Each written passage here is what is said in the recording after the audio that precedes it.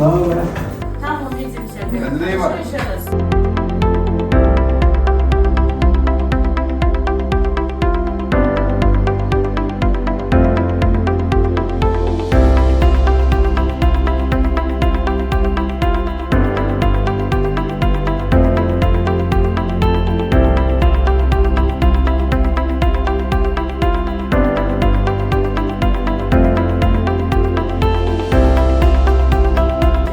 Maşallah, maşallah.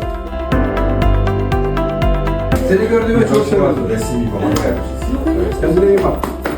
Çok teşekkür ederim. Ben de pazar ettim. Seninle tutuyoruz. Aa, çok sağ olun.